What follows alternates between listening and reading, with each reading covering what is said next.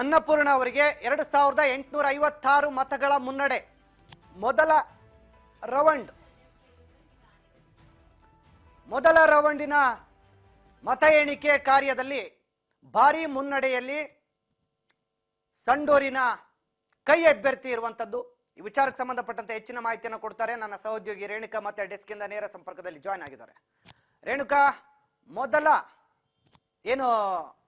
ಮತ ಎಣಿಕೆ ಕಾರ್ಯದಲ್ಲೇ ಈಗಾಗಲೇ ಕೈ ಅಭ್ಯರ್ಥಿಗೆ ಆರಂಭಿಕ ಮುನ್ನಡೆ ಸಿಗ್ತಾ ಇರುವಂತದ್ದು. ಕೌಂಟಿಂಗ್ ಈಗ ಯಾವ ರೌಂಡ್ ಅಲ್ಲಿ ಇದೆ, ಎಷ್ಟು ಮತ ಎಣಿಕೆ ಕಾರ್ಯದಲ್ಲಿ ಮುನ್ನಡೆ ಇದ್ದಾರೆ ಅಂತ ಮಾಹಿತಿ ಕೊಡೋದಾದರೆ ರೇಣುಕಾ. ವಿಜಯ್ ಭಾಸ್ಕರ್, ಈಗಾಗಲೇ ಸಂಡೂರು ವಿಧಾನಸಭಾ ಕ್ಷೇತ್ರದ ಕೈ ಅಭ್ಯರ್ಥಿ ಅನ್ನಪೂರ್ಣ ತುಕಾರಾಮ್ ಅವರು ಅಂಚೆ ಮತದಾನದಲ್ಲೂ ಕೂಡ ಮುನ್ನಡೆಯನ್ನು ಸಾಧಿಸಿದ್ರು. ಅದೇ ರೀತಿಯಾದಂತ ಈಗ ಇವಿಎಂ ಮಷೀನ್ ನಲ್ಲಿ ಇರ್ತಕ್ಕಂಥ ಆ ಒಂದು ಮತ ಎಣಿಕೆ ಕಾರ್ಯ ಕೂಡ ಈಗಾಗಲೇ ಆರಂಭ ಆಗಿದೆ. ಅದರಲ್ಲೂ ಕೂಡ ಕೈ ಅಭ್ಯರ್ಥಿಯಾದಂತಹ ಅನ್ನಪೂರ್ಣ ತುಕಾರಾಮ್ ಅವರು ಮುನ್ನಡೆಯನ್ನು ಕೂಡ ಸಾಧಿಸಿದ್ದಾರೆ. ಈಗಾಗಲೇ 2000ಕ್ಕೂ ಹೆಚ್ಚು ಮತಗಳಿಂದ ಅನ್ನಪೂರ್ಣ ತುಕಾರಾಮ್ ಅವರು ಮುನ್ನಡೆಯಲ್ಲಿದ್ದಾರೆ. ಇತ ಬಿಜೆಪಿಯ ಒಂದು ಯಾರು ಅಭ್ಯರ್ಥಿ ಹನುಮಂತ ಕುಮಾರ್ ಯಾರು ಇದ್ದಾರೆ ಅವರು ಕೂಡ ಹಿನ್ನಡೆಯನ್ನು ಸಾಧಿಸಿದ್ದಾರೆ ಅನ್ನೋದು ಮಾಹಿತಿ ಕೂಡ ಈಗಾಗಲೇ ಸಿಗ್ತಾ ಇದೆ. ಇತ್ತ ಸೋಲು ಗೆಲುವಿನ ಲೆಕ್ಕಾಚಾರದಲ್ಲಿ ಈಗಾಗಲೇ ಎರಡೂ ಪಕ್ಷಗಳು ಕೂಡ ಸಾಕಷ್ಟು ಒಂದು ಕಸರತ್ತನ್ನು ಕೂಡ ನಡೆಸ್ತಾ ಇದ್ದಾರೆ. ಆ ಒಂದು ಕ್ಷೇತ್ರದಲ್ಲಿ ಕಾಂಗ್ರೆಸ್ ಅಭ್ಯರ್ಥಿಯನ್ನು ಗೆಲ್ಲಿಸಿಕೊಂಡು ಬರುವ ಒಂದು ನಿಟ್ಟಿನಲ್ಲಿ ಈಗಾಗಲೇ ಎಲ್ಲಾ ಒಂದು ವರ್ಕೌಟ್ ಅನ್ನು ಕೂಡ ಎರಡೂ ಪಕ್ಷದ ನಾಯಕರು ಕೂಡ ಆ ಒಂದು ಕ್ಷೇತ್ರದಲ್ಲಿ ಮಾಡಿರುವಂತದ್ದು. ಅದರಲ್ಲೂ ಕೂಡ ಆ ಕ್ಷೇತ್ರದಲ್ಲಿ ಏನು ಎಸ್ಟಿ ಮೀಸಲಾದಂತಹ ಸಂಡೂರು ವಿಧಾನಸಭಾ ಕ್ಷೇತ್ರದಲ್ಲೂ ಕೂಡ ಆ ಒಂದು ಕ್ಷೇತ್ರದಲ್ಲಿ ಮಹಿಳೆಯ ಮತಗಳು ಕೂಡ ಅಷ್ಟೇ ಪ್ರಮುಖವಾದಂತದ್ದು. ಅದರಲ್ಲೂ ಕೂಡ ಅಲ್ಪಸಂಖ್ಯಾತರು ಮತ್ತೆ ಅಹಿಂದ ಮತಗಳು ಕೂಡ ಅಷ್ಟೇ ಪ್ರಮುಖವಾದಂತದ್ದು.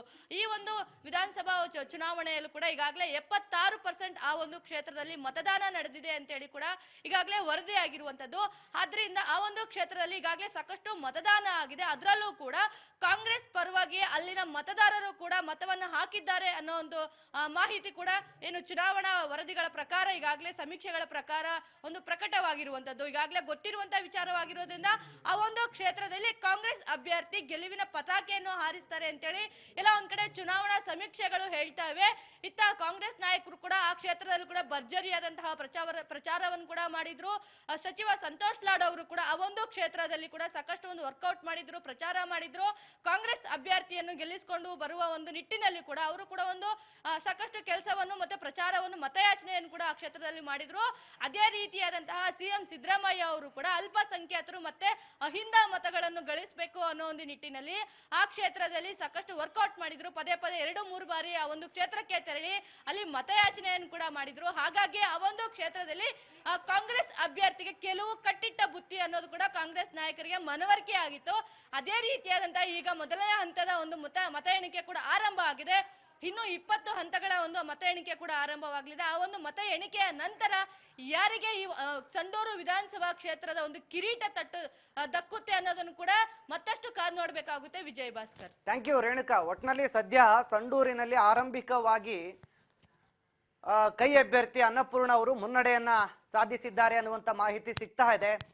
ಸದ್ಯಕ್ಕೆ ಬಂಗಾರು ಹನುಮಂತು ಬಿಜೆಪಿ ಅಭ್ಯರ್ಥಿಯಾಗಿ ಕಣದಲ್ಲಿದ್ದು ಬಂಗಾರು ಹನುಮಂತಗೆ ಆರಂಭಿಕವಾಗಿ ಹಿನ್ನಡೆ ಆಗಿದೆ. ಆದ್ರೆ ಅಂಚೆ ಮತ ಎಣಿಕೆಯಲ್ಲಿ ಕೇವಲ 1 ಮತದ ಹಿನ್ನಡೆಯನ್ನ ಕಂಡಿದ್ದಾರೆ ಬಂಗಾರು ಹನುಮಂತು. ಈಗ ಸದ್ಯ ಮೊದಲ ರೌಂಡಿನ ಮತ ಎಣಿಕೆಯಲ್ಲಿ ಈಗಾಗಲೇ ಕೈ ಅಭ್ಯರ್ಥಿ ಅನ್ನಪೂರ್ಣ ಅವರು ಸದ್ಯಕ್ಕೆ 2000ಕ್ಕೂ ಹೆಚ್ಚು ಮತಗಳ ಮುನ್ನಡೆಯನ್ನು ಕೂಡ ಕಾಯ್ದುಕೊಂಡಿರುವಂತದ್ದು. ಸೊ ಈ ನಿಟ್ಟಿನಲ್ಲಿ ಕಾಂಗ್ರೆಸ್ನ ಭದ್ರಕೋಟೆಯಲ್ಲಿ ಕಾಂಗ್ರೆಸ್ಗೆ ಬಹಳ ದೊಡ್ಡ ಮಟ್ಟದ ಬಲ ಸಿಗ್ತಾ ಇದೆ ಅನ್ನುವಂಥದ್ದು ಸ್ಪಷ್ಟವಾಗ್ತಾ ಇದೆ. ಇನ್ನುಳಿದಂತೆ ಶಿಗ್ಗಾವಿ ಹಾಗೂ ಚನ್ನಪಟ್ಟಣದಲ್ಲೂ ಕೂಡ ಬಿಜೆಪಿ ಹಾಗೂ ಜೆಡಿಎಸ್ ಅಭ್ಯರ್ಥಿಗಳು ಅಂದ್ರೆ ರಾಜ್ಯದ 3 ಉಪಚುನಾವಣೆಗಳಲ್ಲೂ ಕೂಡ ಸದ್ಯಕ್ಕೆ 3 ಪಕ್ಷಗಳಿಗೂ ಕೂಡ ಜನಾಭಿಪ್ರಾಯ ಸಿಕ್ಕಿದೆ ಅನ್ನೋದು ಆರಂಭಿಕ ಹಂತದಲ್ಲಿ ಗೊತ್ತಾಗ್ತಾ ಇದೆ. ಸಂಡೂರಿನಲ್ಲಿ ಈಗಾಗಲೇ ಕೈ ಅಭ್ಯರ್ಥಿಯಾಗಿರುವಂತ ಅನ್ನಪೂರ್ಣ ಅವರು ಒಂದು ಹಂತದಲ್ಲಿ ಆರಂಭಿಕವಾಗಿ ಮುನ್ನಡೆಯನ್ನ ಕಾಯ್ದುಕೊಂಡಿದ್ದು ಸದ್ಯ 2000ಕ್ಕೂ ಹೆಚ್ಚು ಮತಗಳ ಅಂತರದಲ್ಲಿ ಮುನ್ನಡೆಯಲ್ಲಿದ್ದಾರೆ. ಇನ್ನು ಹಂತವಾಗಿ ಈಗಾಗಲೇ ಮತ ಎಣಿಕೆ ನಡೀತಾ ಇರುವಂತದ್ದು. ಈ ನಿಟ್ಟಿನಲ್ಲಿ 2ನೇ ಸುತ್ತಿನಲ್ಲಿ ಯಾವ ರೀತಿಯಾದಂತಹ ಫಲಿತಾಂಶ ಹೊರಬರಬಹುದು ಅನ್ನುವಂತ ಕುತೂಹಲ ಸದ್ಯ ಸಂಡೂರಿನಲ್ಲಿ ಮನೆ ಮಾಡಿದೆ. ಸಂಡೂರಿನಲ್ಲಿ ಈಗಾಗಲೇ ತುಕಾರಾಮ್ ಅವರಿಂದ ತೆರವಾಗಿರುವಂತಹ ಸ್ಥಾನ, ಸಂಡೂರು ಏನು ಉಪಚುನಾವಣೆಯಲ್ಲಿ ಈಗಾಗಲೇ ಕೈಗೆ ಬಲ ಸಿಗುತ್ತೆ ಅನ್ನುವಂತ ಅಭಿಪ್ರಾಯಗಳು ಕೂಡ ಚುನಾವಣೋತ್ತರ ಸಮೀಕ್ಷೆಗಳು ಹೇಳಿತ್ತು. ಸದ್ಯ ಸಂಡೂರು ಕೈ ಅಭ್ಯರ್ಥಿಗೆ ಸದ್ಯಕ್ಕೆ ಸಿಗ್ತಾ ಇರುವಂತ ಮಾಹಿತಿ ಪ್ರಕಾರ ಭಾರಿ ಮುನ್ನಡೆ ಇದೆ. 6,959 ಮತಗಳ ಅಂತರ.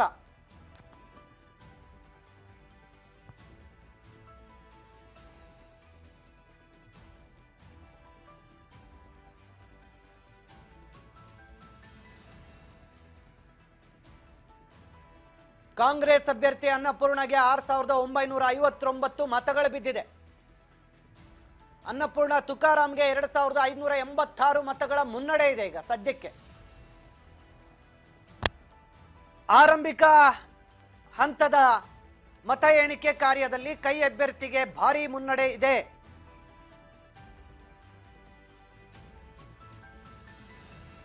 ಸಂಡೂರಿನ ಕಾಂಗ್ರೆಸ್ ಅಭ್ಯರ್ಥಿಗೆ ಮುನ್ನಡೆ.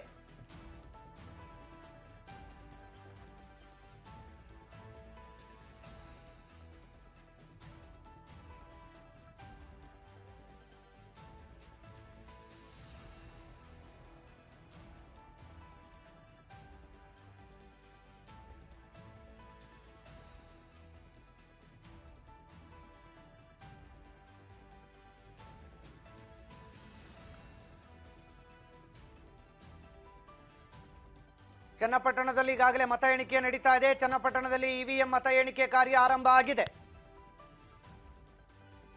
ಗೊಂಬೆ ನಗರಿಯಲ್ಲಿ ಈಗ ಯೋಗೇಶ್ವರ್ಗೆ ಮತ್ತೆ ಮುನ್ನಡೆ. ಅಂದ್ರೆ ಸದ್ಯ ಇವಿಎಂ ಮಷನ್ ಕೌಂಟಿಂಗ್ ಅಲ್ಲಿ ಸಿಪಿ ಯೋಗೇಶ್ವರ್ ಆರಂಭಿಕವಾಗಿ ಮುನ್ನಡೆಯನ್ನ ಕಂಡಿದ್ದಾರೆ. ಚನ್ನಪಟ್ಟಣದ ಅಂಚೆ ಮತ ಎಣಿಕೆಯಲ್ಲಿ ನಿಖಿಲ್ಗೆ ಮುನ್ನಡೆ ಇದ್ರೆ ಇವಿಎಂ ಕೌಂಟಿಂಗ್ ಅಲ್ಲಿ ಈಗ ಯೋಗೇಶ್ವರ್ಗೆ ಮುನ್ನಡೆ.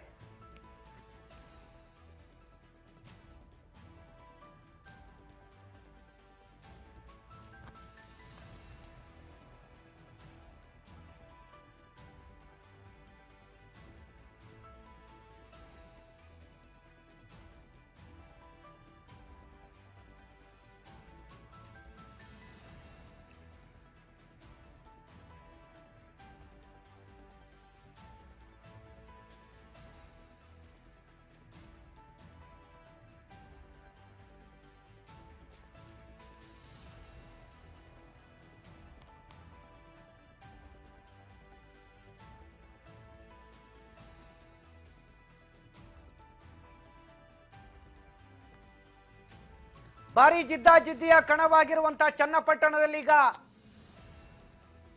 ಇವಿಎಂ ಮತ ಎಣಿಕೆ ಕಾರ್ಯದಲ್ಲಿ ಸಿಪಿ ಯೋಗೇಶ್ವರ್ ಅವರಿಗೆ ಮುನ್ನಡೆ.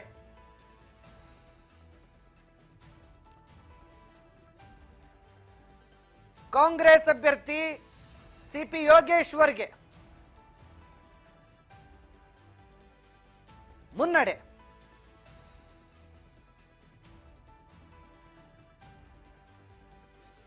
ಮಹಾರಾಷ್ಟ್ರದಲ್ಲಿ ಮಹಾಯುತಿಗೆ ಭಾರಿ ಮುನ್ನಡೆಯಾಗಿದೆ.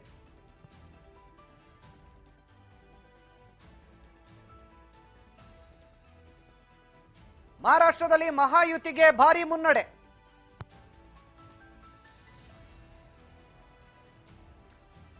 ನೂರ 8 ಕ್ಷೇತ್ರದಲ್ಲಿ ಮಹಾಯುತಿ ಮೈತ್ರಿಕೂಟ ಮುನ್ನಡೆಯನ್ನ ಕಾಯ್ದುಕೊಂಡಿದೆ. ಎನ್ಡಿಎಗೆ ಈಗ ಸದ್ಯ ಭಾರಿ ಬಲ ಸಿಗ್ತಾ ಇದೆ. ಮಹಾರಾಷ್ಟ್ರದಲ್ಲಿ ಚುನಾವಣೋತ್ತರ ಸಮೀಕ್ಷೆಗಳಂತೆ ಈಗ ಎನ್ಡಿಎಗೆ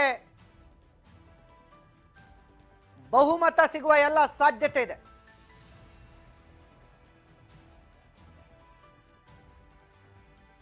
ಮಹಾಯುತಿಗೆ 108 ಕ್ಷೇತ್ರಗಳಲ್ಲಿ ಮುನ್ನಡೆ. ಸದ್ಯಕ್ಕೆ ಮಹಾರಾಷ್ಟ್ರದಲ್ಲಿ ಭಾರಿ ಮುನ್ನಡೆಯಲ್ಲಿದೆ ಎನ್ಡಿಎ ಮೈತ್ರಿಕೂಟ. ಮಹಾಯುತಿ ಮೈತ್ರಿಕೂಟಕ್ಕೆ ಮಹಾರಾಷ್ಟ್ರದಲ್ಲಿ ಮುನ್ನಡೆ ಸಿಗ್ತಾ ಇರುವಂತದ್ದು.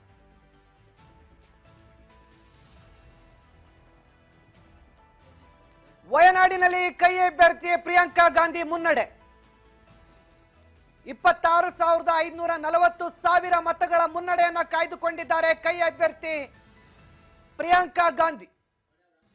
ವಯನಾಡಿನ ಲೋಕಸಭೆ ಚುನಾವಣೆಯ ಉಪ ಚುನಾವಣೆ ಮತ ಎಣಿಕೆಯಲ್ಲಿ ಭಾರಿ ಮುನ್ನಡೆಯನ್ನ ಕಾಯ್ದುಕೊಂಡ ಪ್ರಿಯಾಂಕಾ ಗಾಂಧಿ ವಾದ್ರಾ ತಮ್ಮ ಸಹೋದರ ರಾಹುಲ್ ಗಾಂಧಿ ಅವರಿಂದ ತೆರವಾದಂತ ಲೋಕಸಭೆಗೆ ನಡೀತಕ್ಕಂಥ ಉಪಚುನಾವಣೆ ಇದು. ಈ ಉಪಚುನಾವಣೆಯಲ್ಲಿ ಪ್ರಿಯಾಂಕಾ ಗಾಂಧಿಗೆ ಮುನ್ನಡೆ ಆಗ್ತಾ ಇದೆ. 26,540 ಮತಗಳ ಮುನ್ನಡೆಯನ್ನ ಕಾಯ್ದುಕೊಂಡಿದ್ದಾರೆ ಕೈ ಅಭ್ಯರ್ಥಿ ಪ್ರಿಯಾಂಕಾ ಗಾಂಧಿ.